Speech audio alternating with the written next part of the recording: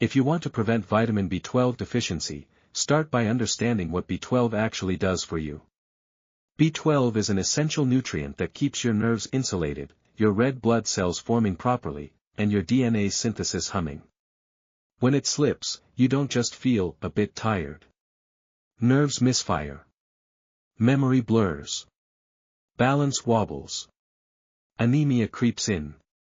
The goal is prevention, not repair. How do we become deficient?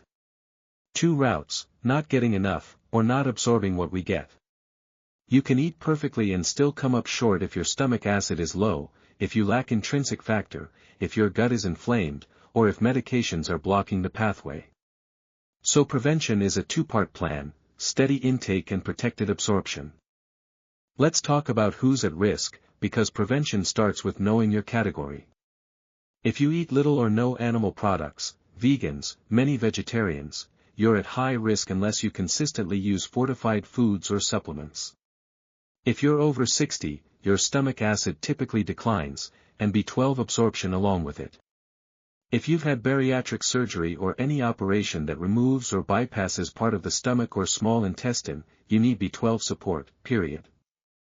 If you take metformin for diabetes, or acid-suppressing drugs like proton pump inhibitors or H2 blockers, you're on the risk list.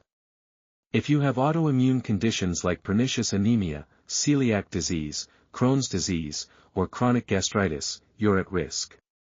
If you regularly use nitrous oxide, whether in anesthesia or recreationally, it inactivates B12 and can cause sudden neurological injury.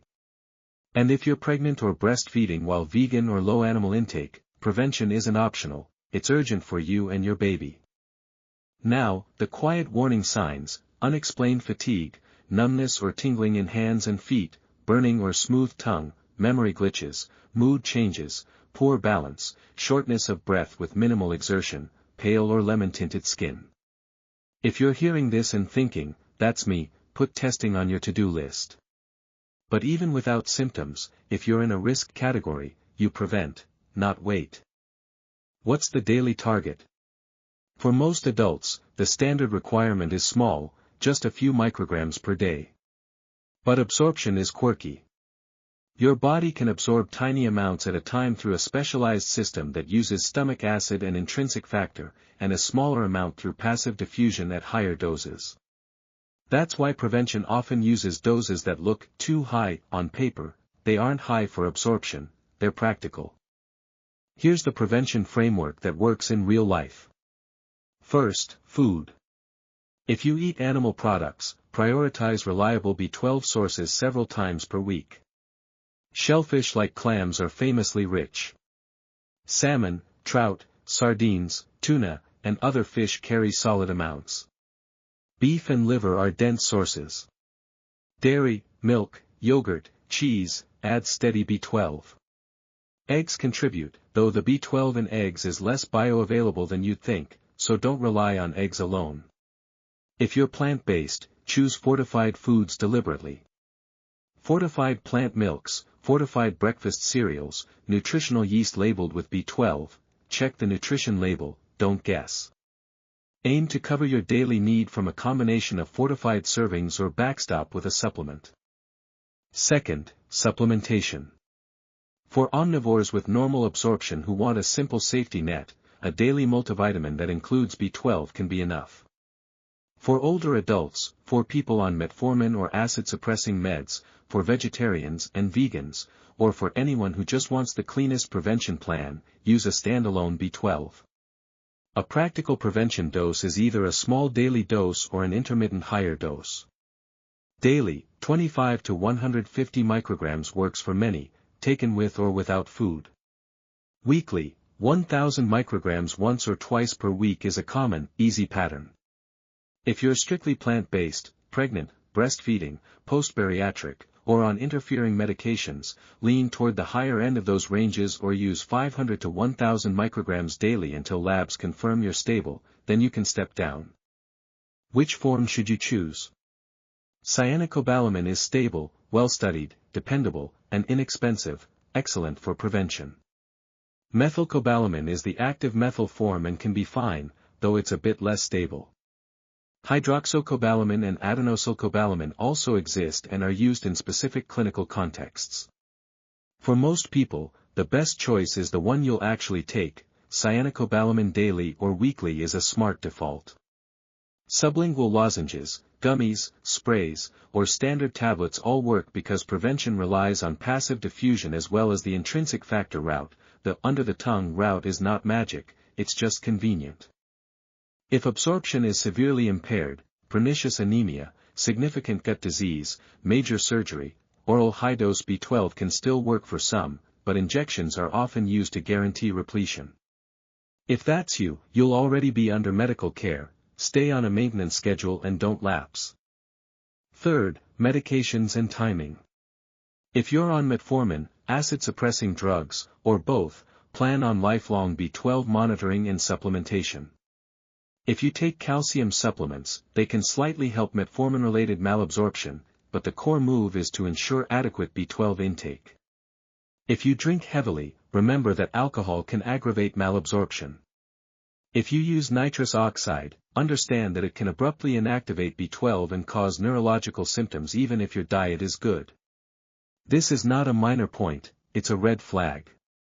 As for time of day, B12 is flexible, morning with breakfast is convenient for many, but consistency beats timing. Fourth, cook and store smartly. B12 is relatively stable to heat, but prolonged high heat and water can reduce the content. If you're counting on food sources, don't boil fish into oblivion. Quick sautéing, baking, or steaming preserves more nutrient value. For fortified foods, shake the carton and read labels, fortification can settle. Fifth, testing, the part most people skip until they feel awful. If you're low risk, have a varied diet with animal products, and no symptoms, a multivitamin may be enough and you might never need a B12 check.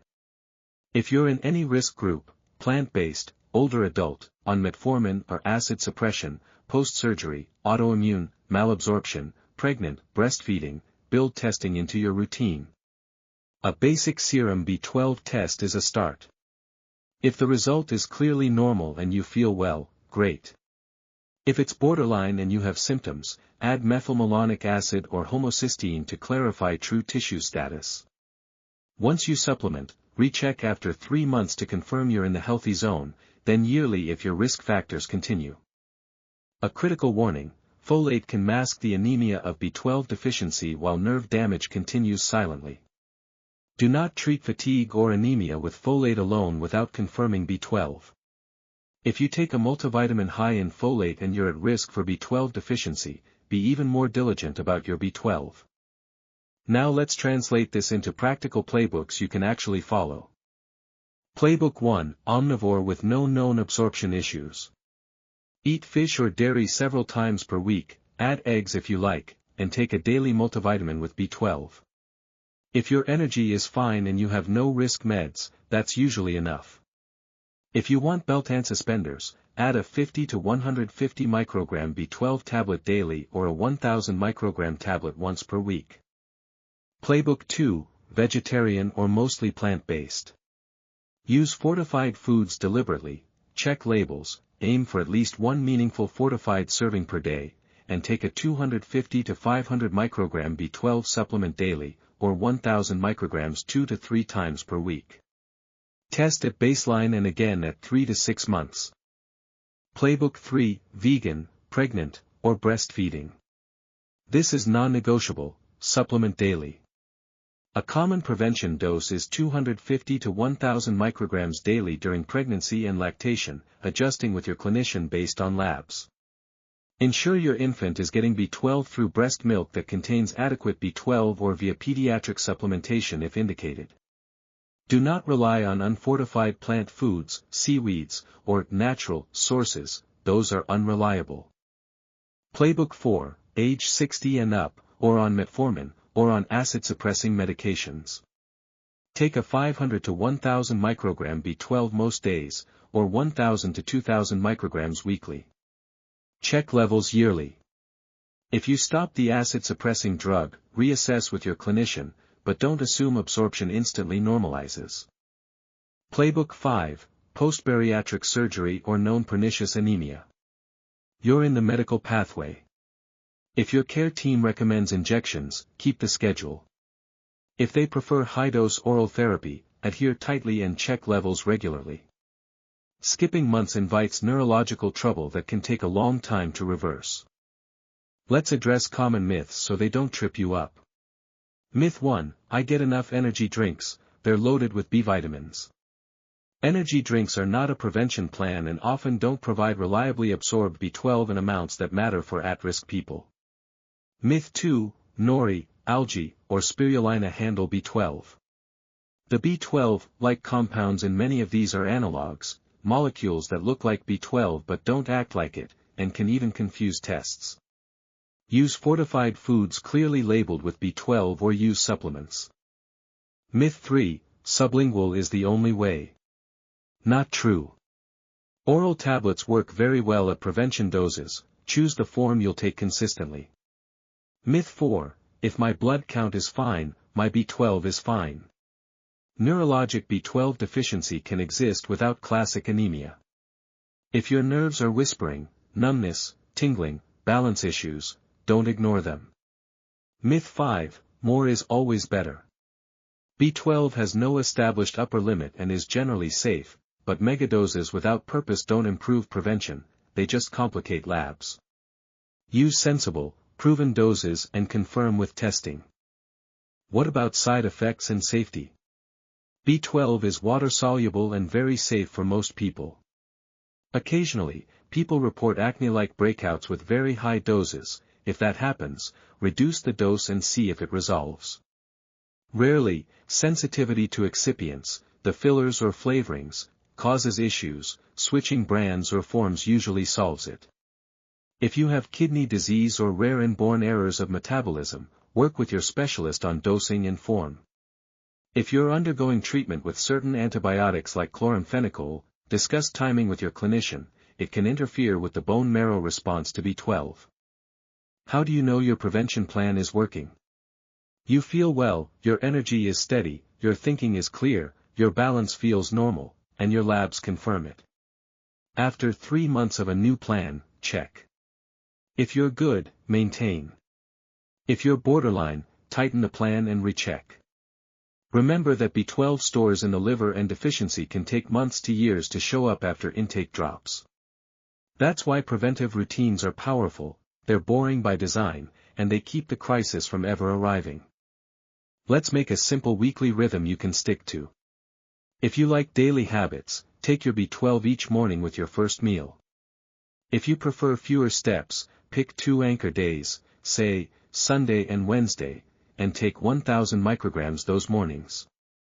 If you're plant-based, schedule fortified foods, fortified oat or soy milk in coffee or oats, fortified cereal a few mornings per week, nutritional yeast sprinkled on soups or pasta.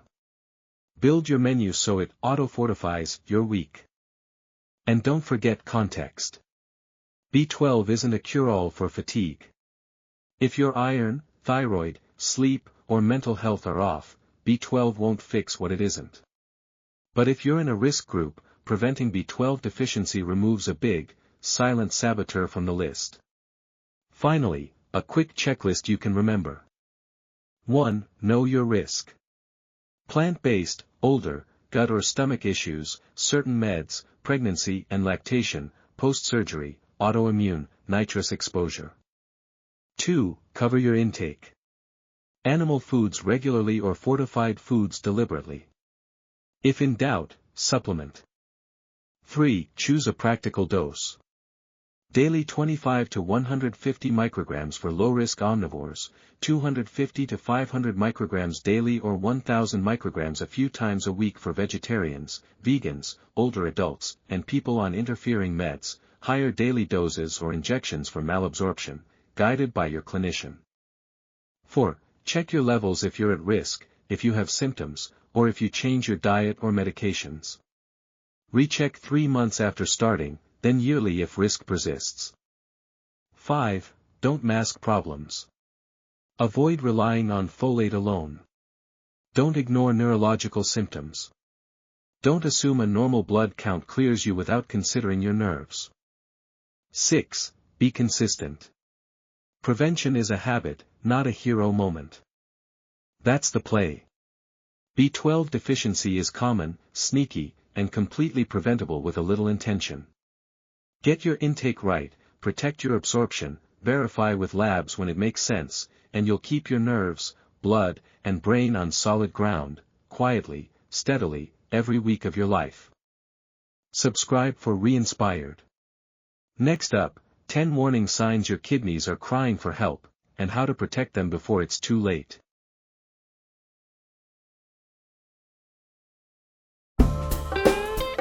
I hope this video brought you value and re-inspired you.